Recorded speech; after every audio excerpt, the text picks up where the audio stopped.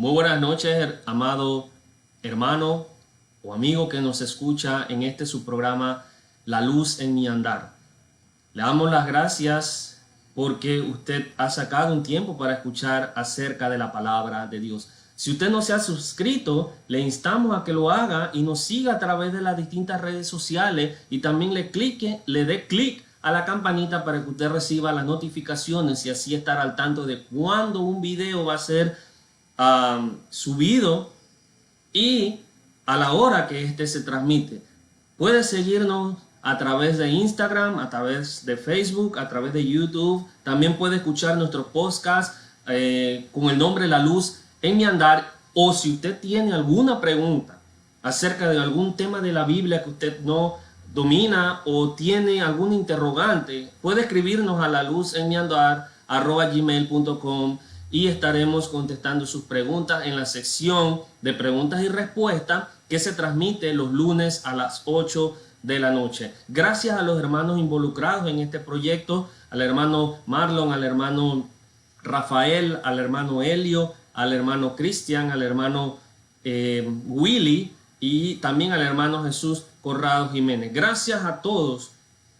También a la hermana Jackie, que ahora tiene un programa para las mujeres aquí mismo en este programa en La Luz en mi Andar. Le instamos a que usted se suscriba y que escuche este tipo de programa y también lo comparta con sus amistades y hermanos. Así que vamos a hacer una oración inicial. Poderoso buen Dios que estás en los cielos en todo lugar, le damos las gracias por este día tan hermoso que usted nos ha regalado. Gracias por los privilegios y las bendiciones que usted nos da. Ayúdenos a entender más acerca de usted, leyendo y estudiando más acerca de tu palabra. Gracias por habernos provisto a su Hijo en la cruz para que pudiéramos tener acceso a la salvación. Gracias por que usted nos ha protegido hasta este momento. Bendíganos ahora con esta situación que se está dando a nivel mundial. Usted sea la persona que tenga el control sobre todas estas crisis. Ayude a las personas, ya sean los dirigentes de los países, los médicos y a todas las personas involucradas en esta situación. Usted ayude y también ayude a todas las personas en el mundo. En el poderoso nombre de Cristo Jesús damos las gracias. Amén. Bien, la serie que hemos estado tratando desde hace un par de semanas atrás ha sido la autoridad de la palabra de Dios. Hemos establecido que la palabra de Dios es inerrante. Hemos establecido razones para que usted crea que la palabra de Dios es realmente la Biblia. Entonces vamos a iniciar con un versículo bíblico que se encuentra en Primera de Corintios capítulo 13, versículo 13 al 15, que dice de la siguiente manera: porque si no hay resurrección de los muertos, tampoco Cristo resucitó. Y si Cristo no resucitó, vana es entonces nuestra predicación, vana es también vuestra fe. Y si somos hallados falsos testigos de Dios, porque hemos testificado de Dios que Él resucitó a Cristo, al cual no resucitó, si en verdad los muertos no resucitan. Hoy, bueno, nos vamos a centrar en una doctrina fundamental del cristianismo, es la resurrección. De hecho, si la resurrección no existiera, el cristianismo se derrumbaría. Entonces vamos a darle énfasis a la resurrección de Jesús y su importancia. ¿Qué pruebas existen de la resurrección? ¿Qué evidencia tenemos nosotros de la resurrección? ¿Y qué prueba la resurrección? O sea, ¿cuáles son las implicaciones de que Cristo haya resucitado de entre los muertos? La más fuerte y convincente razón para creer que la Biblia es la palabra inerrante de Dios e inefable es que Jesús mismo lo dijo. Ahora, ¿por qué aceptamos nosotros la autoridad de la palabra de Jesús? ¿Cómo podemos nosotros establecer la autoridad de Cristo sin argumentar en círculo? Porque esto es lo que parece que fuera. Pareciera que estuviéramos argumentando en círculo. No es suficiente decir que creemos que la Biblia es la palabra de Dios porque Jesús, su Hijo, lo dice. Y que creemos que Jesús es el Hijo de Dios porque la Biblia lo dice. Esto los escépticos y los ateos le llaman que es un razonamiento circular. Pero se debe recordar, hermano, que un razonamiento circular solo es una falacia lógica cuando es arbitrario. ¿Qué queremos decir nosotros con esto? Cuando no prueba nada más allá de lo que asume en primer lugar. De hecho, cuando definimos un razonamiento circular, lo definimos de la siguiente manera. Es un razonamiento mediante el cual puede hacerse más evidente lo cierto de un silogismo demostrativo, en el que las premisas y las conclusiones son necesariamente verdaderas. Eso es lo que, según Aristóteles, es un silogismo científico. Un silogismo demostrativo es donde la conclusión es verdadera porque se ha desprendido de premisas verdaderas y ciertas. En este caso, nosotros hemos probado que la Biblia es la palabra inerrante e inefable de Dios. Las lecciones anteriores las hemos probado. Y también la Escritura prueba que Jesús es el Hijo de Dios. Entonces no es un razonamiento circular al llegar a esa conclusión porque se desprende de premisas que son verdaderas. Por ende, la conclusión es verdadera y el razonamiento circular no es falaz, sino que es cierto. Ahora, no todo razonamiento circular es una falacia. El doctor Jason Lisle proporciona un ejemplo de cómo no usar de manera arbitraria el razonamiento circular y lo hace de esta forma. Sin leyes de la lógica no podemos argumentar nada, dice él. Y nosotros podemos argumentar algunas cosas, dice la siguiente proposición. Por ende, la conclusión es que deben existir leyes de la lógica. Esto es lo que conocemos como un modus tollens, donde vemos que desde un principio aceptamos la existencia de las leyes lógicas para argumentar. Y de hecho, estamos aceptando el principio de que las leyes lógicas existen para argumentar. Observa que es un razonamiento entonces circular. Sin embargo, este razonamiento no es falaz, porque las leyes de la lógica en verdad existen y en verdad podemos argumentar algunas cosas. Por consiguiente, entonces lo que queríamos probar lo utilizamos para lo que queríamos demostrar, lo utilizamos dentro de nuestra propia demostración. Esto es válido. De hecho, si usted niega este razonamiento, entonces usted se está refutando, porque no acepta que las leyes de la lógica existen. Por ende, entonces usted no puede demostrar que las leyes de la lógica existen y tampoco puede demostrar que las leyes de la lógica no existen. Entonces se está refutando. Entonces el razonamiento circular es válido siempre y cuando no sea arbitrario, y es lo que nosotros los cristianos tenemos con el razonamiento de que nosotros creemos que la Biblia es la palabra de Dios porque Jesús lo dijo, y creemos que Jesús es el Hijo de Dios porque la Biblia lo dice.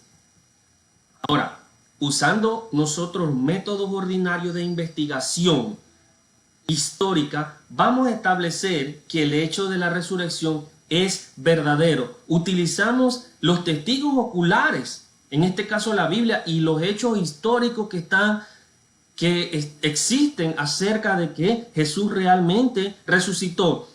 Cuando nosotros nos acercamos a estos registros de la manera objetiva y lo analizamos desde una perspectiva verdadera, nosotros encontramos que la resurrección es un hecho real. De hecho, la resurrección de Jesús establece su autoridad.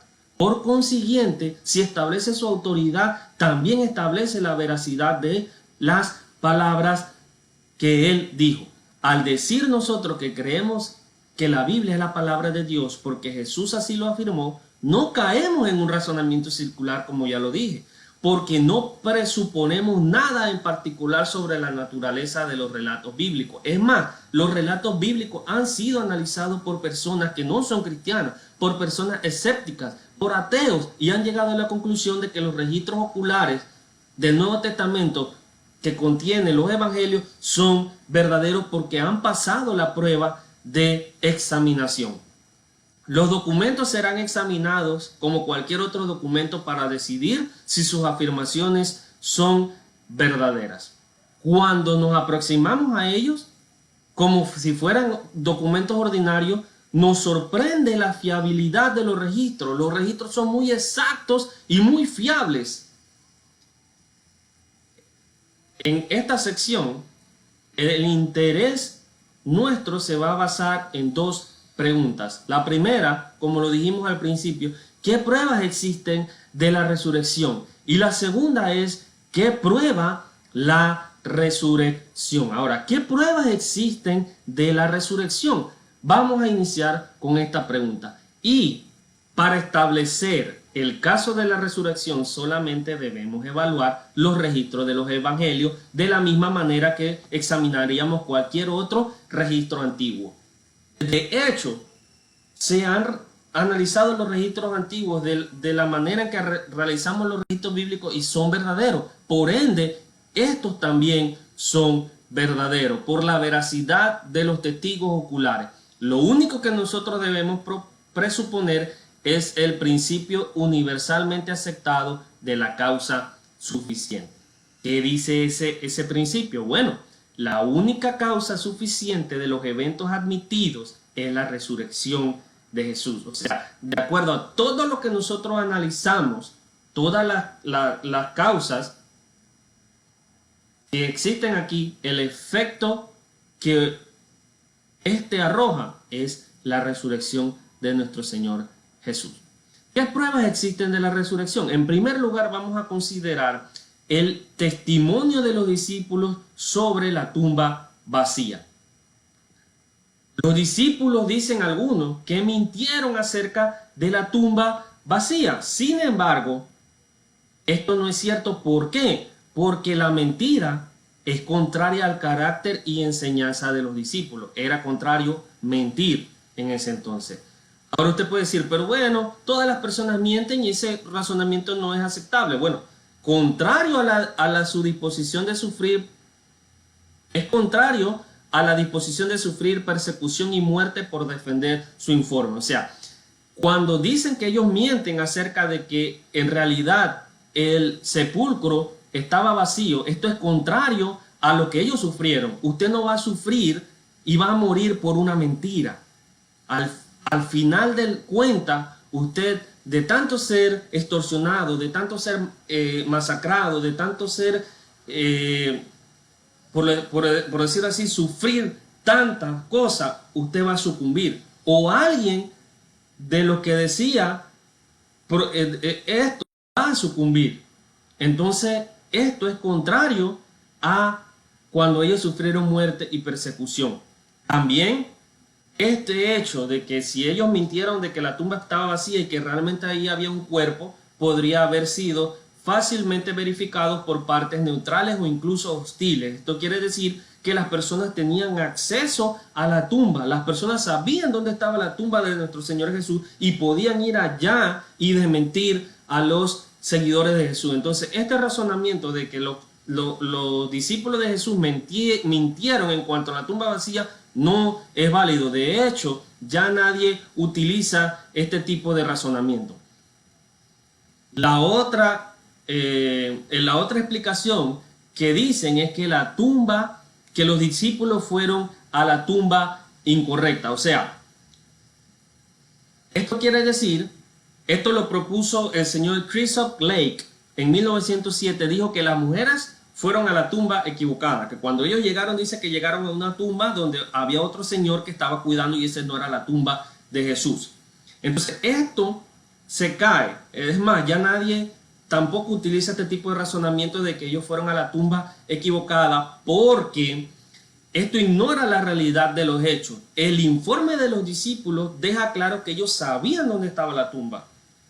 Y también otras personas sabían dónde estaba la tumba. Además, la cantidad de personas que fueron a la tumba de Jesús anula este pensamiento, porque no solamente fueron las mujeres, sino que fueron los demás discípulos, y estos no pudieron haberse equivocado también. Entonces, el sitio de la tumba, tercero, también era de conocimiento de las autoridades judías.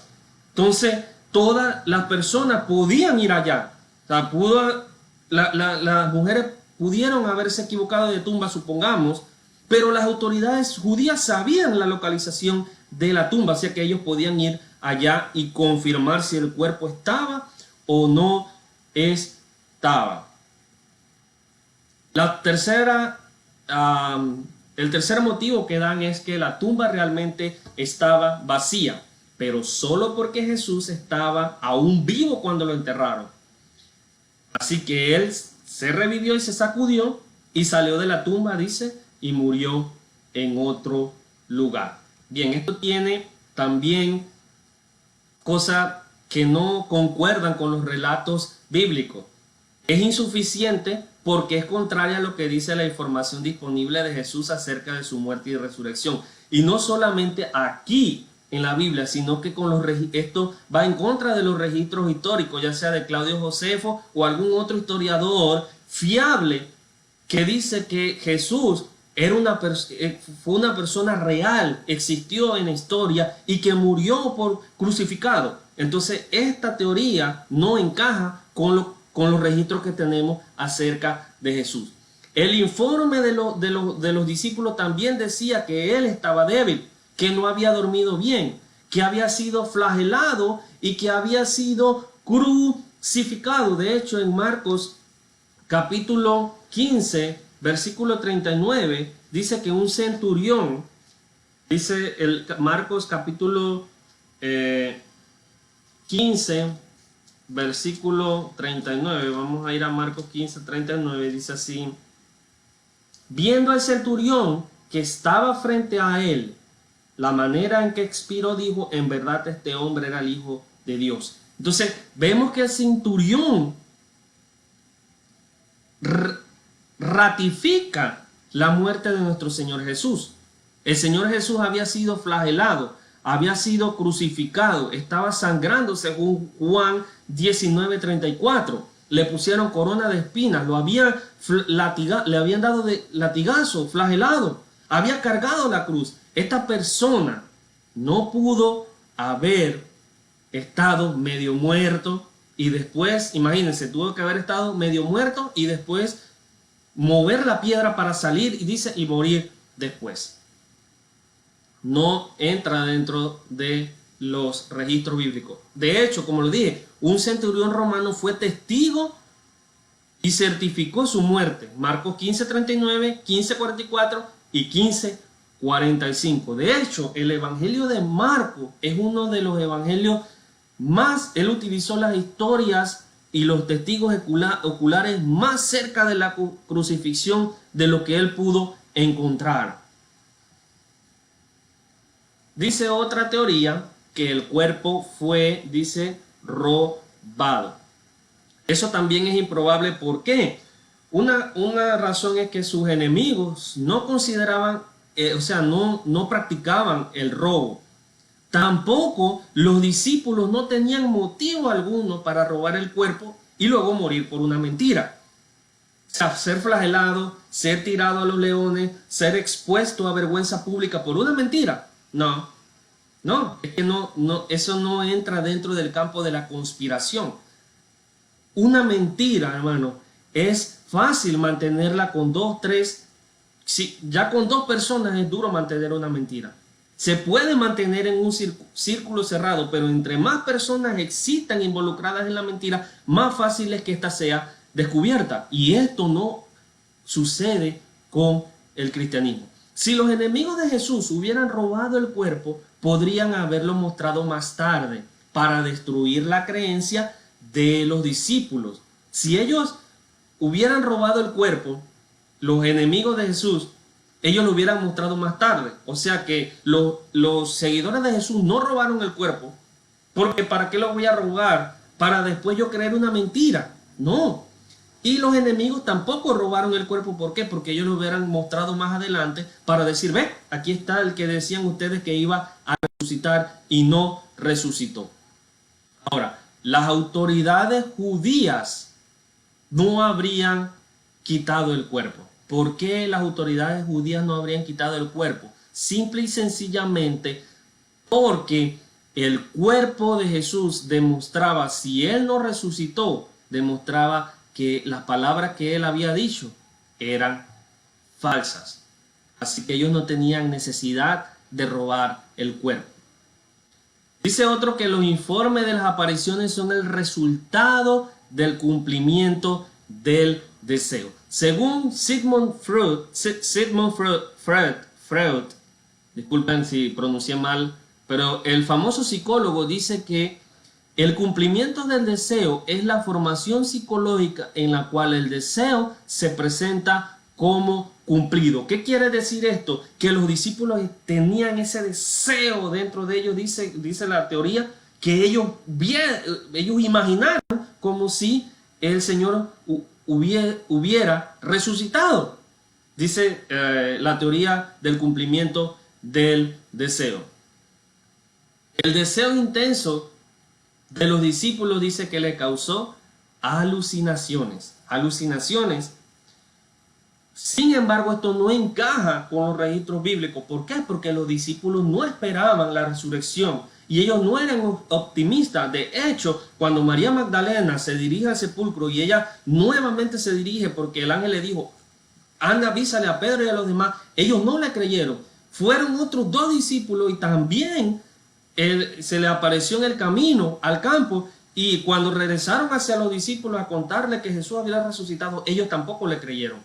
Así que las alucinaciones no son una explicación lógica. Es más, las circunstancias, el número y la variedad de apariciones que hizo Jesús también le descarta la idea de alucinaciones. De hecho, en Corintios dice que, y en Hechos se le apareció a una ocasión a más de 500 personas. Entonces, dice Gary Collins, cita a Lee Strobel, un jurista, un escritor y un periodista, el escritor del caso de Cristo, el caso de Dios, el caso del Creador.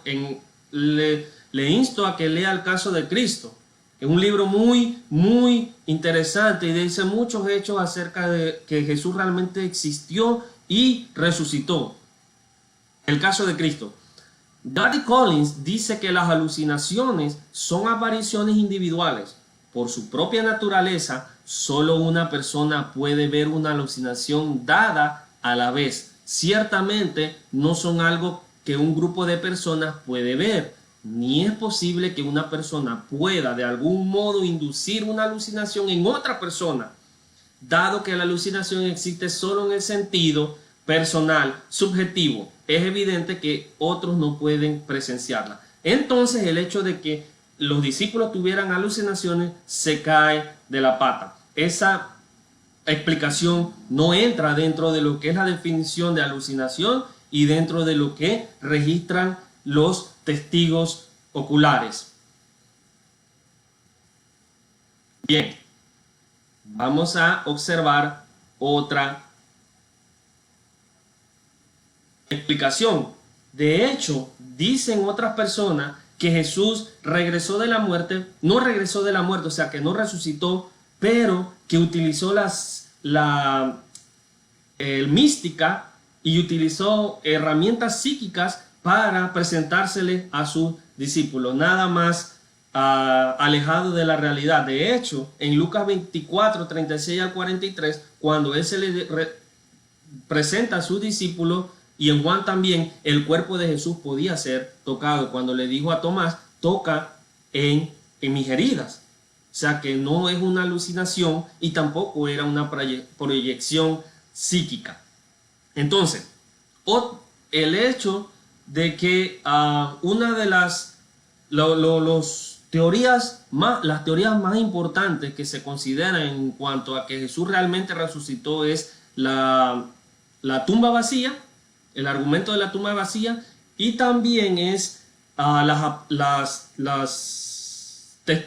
los testimonios de los testigos oculares. Estas son las dos líneas principales para probar que Jesús realmente resucitó. Hay otras pruebas secundarias, como por ejemplo el rápido crecimiento de la iglesia. ¿Por qué decimos eso del rápido crecimiento de la iglesia? Bueno, porque estas personas fueron perseguidas por los emperadores, fueron masacradas, fueron asesinadas, fueron quemadas, fueron tiradas a los leones. Entonces, una persona que cree una mentira no lo va a llegar hasta las últimas consecuencias de morir por esa mentira. O sea, y tal vez alguien muera, no quiero decir que no sea imposible, pero que todo un conjunto de personas mueran por eso.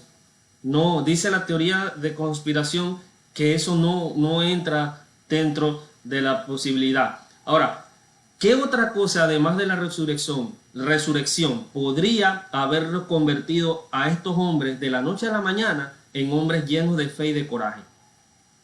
Como dice Pablo, si la resurrección no existiera, vana es nuestra fe. La conversión de Saulo también, un perseguidor de la iglesia, es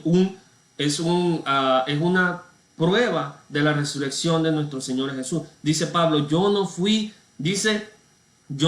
rebelde a la visión, oh rey Agripa. Yo no fui rebelde. O sea que eso también es una prueba de la resurrección.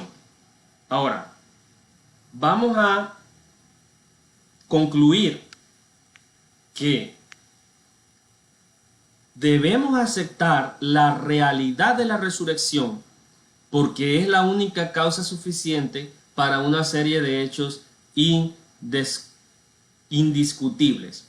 De hecho, dice que de hecho, esta es la única conclusión que nosotros podemos llegar, de que Jesús realmente resucitó.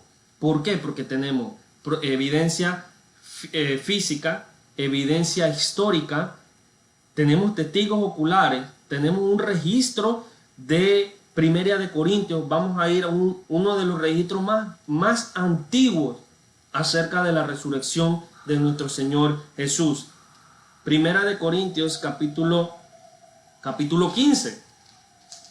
Primera de Corintios capítulo 15 versículo 1. Dice, ahora os hago saber, hermanos, el evangelio que os prediqué, el cual también recibiste, en el cual también estáis firmes, por el cual también sois salvos, si retenéis la palabra que os prediqué, al no ser que hayáis creído en vano. Porque dice, yo os entregué en primer lugar lo mismo que recibí. Dice Pablo, yo entregué lo mismo que recibí, que Cristo murió por nuestros pecados conforme a las Escrituras. Las Escrituras dijeron que el Mesías iba a morir, así mismo murió Cristo. Y que fue sepultado y que resucitó al tercer día, que se le apareció a Cefas, o sea, a Pedro, y después a los 12. Luego se le apareció a más de 500 hermanos a la vez, la mayoría de los cuales viven aún, pero algunos ya duermen. Dice que se le apareció también a Jacobo, luego a todos los apóstoles. Observe cómo dice Pablo en Primera de Corintios, dice, algunos de esas personas que se les apareció siguen aún con vida. Son testigos oculares. Usted puede ir y puede preguntarle, ¿qué ganaba Jesús?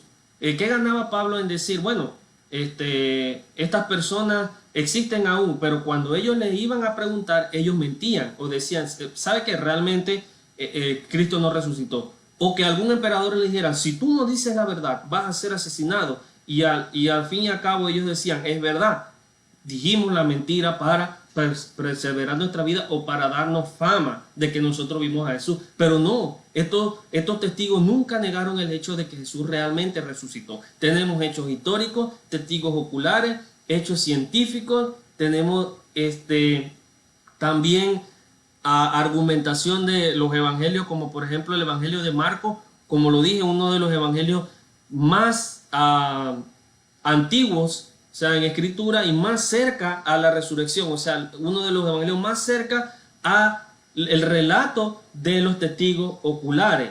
De hecho, el evangelio de Marcos es un evangelio que relata la resurrección de Jesús de una manera sencilla y simple.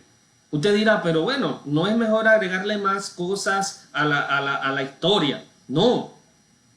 De hecho, los evangelios apócrifos son los que le agregan pompas a la resurrección de Jesús. Dice que cegó a los guardas, que vino y apareció, cuando resucitó apareció con una gran luz.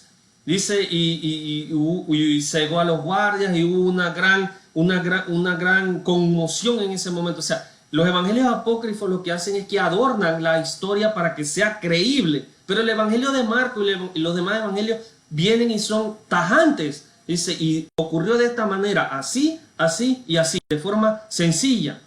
Explican la resurrección. Ahora, entonces debemos concluir y aceptar la realidad de la resurrección. Si usted quiere saber más acerca del tema de la resurrección, le insto a que investigue un poco o nos haga saber en la luz, más bien nos escriba a la luz en mi andar para enviarles más material acerca de la resurrección. Pero recomiendo el libro de Lee Strobel acerca del caso de Cristo. Ahora, ¿qué prueba la resurrección? Esta pregunta es distinta a la que hicimos anteriormente, que qué pruebas tenemos de la resurrección. ¿Qué prueba la resurrección? O sea, aparte de la resurrección, aparte de que la resurrección como hecho histórico es fundamental, esta establece la autoridad divina y credibilidad de Jesús. Es más, él clamó a hablar la mismísima palabra de Dios. Vamos a ir a Juan, capítulo 7, versículo 16, a ver qué nos dice Jesús. Juan 7, 16 dice de la siguiente manera: Jesús entonces le respondió y dijo: mi enseñanza no es mía, sino del que me envió.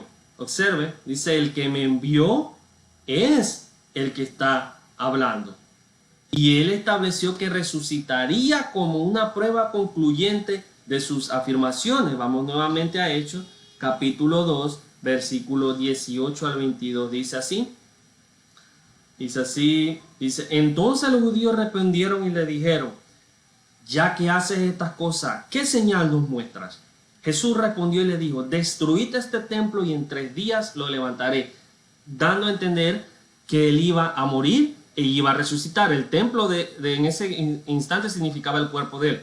Entonces los judíos dijeron: en 46 años fue edificado este templo y tú lo levantarás en 3 días. Ellos no entendían lo que le estaba diciendo Jesús, pero él hablaba del templo de su cuerpo. Observa cómo el autor, la Biblia se interpreta ella misma. Por eso, cuando resucitó de los muertos, sus discípulos se acordaron de que había dicho esto y creyeron en la escritura y en la palabra que Jesús había hablado. O sea, resucitar era establecer la autoridad de lo que Jesús hablaba. Mateo 12, 38 al 40, Mateo 16, 4, él mismo dijo que él iba a resucitar al 3er día. Si Jesús no resucitaba, entonces no podíamos decir que lo que él dice es verdad, y lo que la Biblia dice es verdad, porque mintió en cuanto a la resurrección. La resurrección muestra que Jesús era quien clamaba ser el Hijo de Dios en persona. Vamos a ver lo que dice Pablo, una persona que era celoso en cuanto a la ley, una persona que fue perseguidor de la iglesia y se convirtió al cristianismo. Dice Romanos 1, 1 al 4, Pablo, siervo de Jesucristo, de Cristo Jesús, llamado a ser apóstol, apartado para el evangelio de Dios, que él ya había prometido por medio de sus profetas en las santas escrituras, acerca de su hijo que nació de la descendencia de David según la carne y que fue declarado hijo de Dios con poder conforme al espíritu de santidad por la resurrección de entre los muertos, nuestro Señor Jesucristo. Pedro, en el sermón del Pentecostés, dice que el sepulcro del rey David estaba con ellos hasta ese día. Pero dice que el sepulcro de Jesús existía físicamente, pero el cuerpo no lo tenían.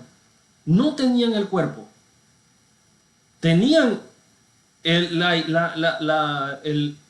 la sepultura, el cuerpo, hueso de David, en ese entonces ceniza ya, pero el de Jesús no lo tenía.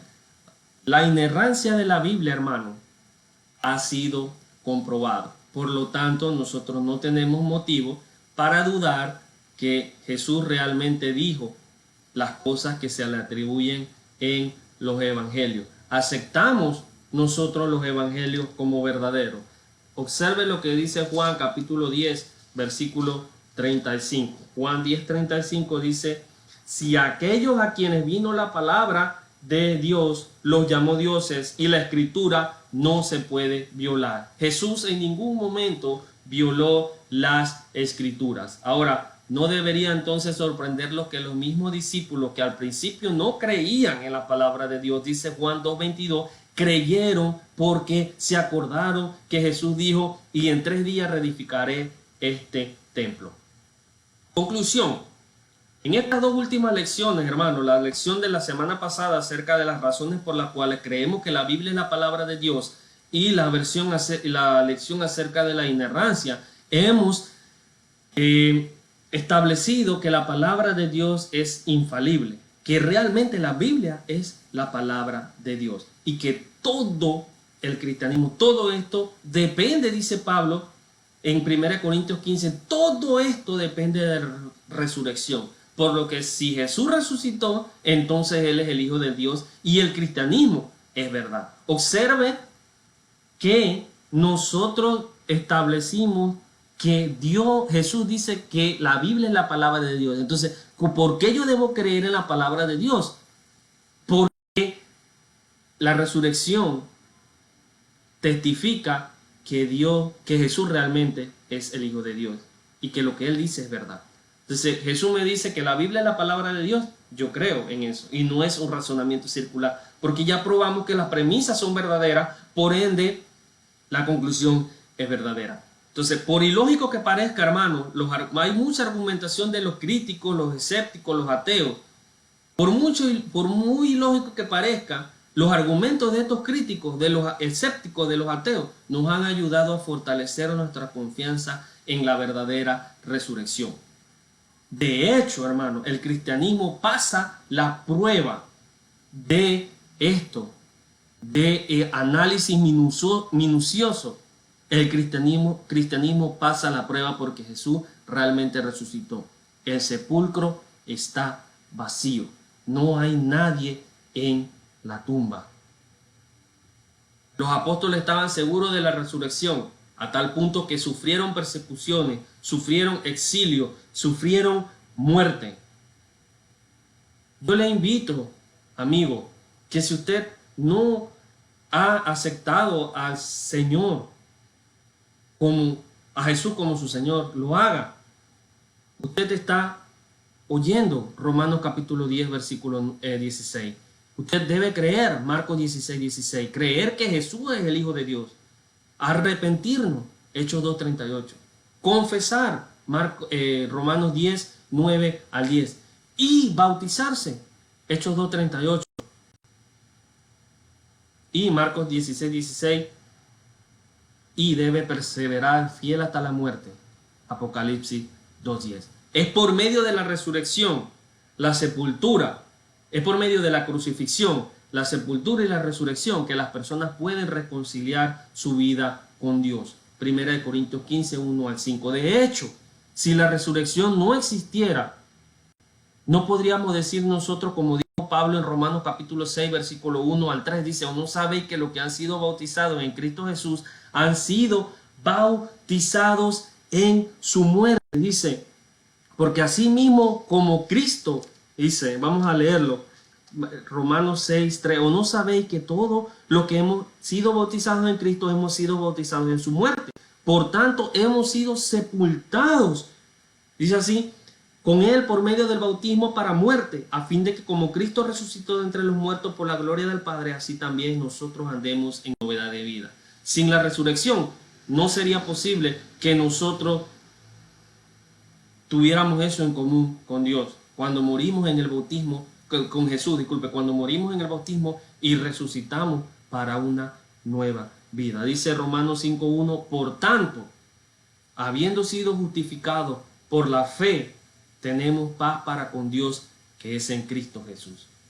La fe lleva a la obediencia y esa obediencia se manifiesta en el bautismo y en continuar siendo fiel hasta la muerte. Así que gracias, hermanos, nuevamente por acompañarnos en este estudio acerca de la crucifixión. Gracias por su tiempo, gracias por su disposición a estudiar la palabra de Dios. Y recuerde que los lunes tenemos nuestra sesión con el hermano Marlon. También tenemos la sección de preguntas y respuestas a las 8. Los martes a las 7 tenemos nuestra sesión con nuestro hermano Will Barenga. Los martes también a las 8 con mi persona, Javier Lara. Los miércoles no hay transmisión. Los jueves tenemos con el hermano Rafael, con el hermano Helio. Los viernes con el hermano Cristian y el hermano Jesús, que está tratando el tema de Génesis, el panorama del libro de Génesis. Gracias por su atención y lo instamos Recuerde compartirnos con otros amigos y con otros hermanos. Y también suscríbase si no lo ha hecho. Que tenga una excelente noche y que Dios lo bendiga. Gracias por su atención.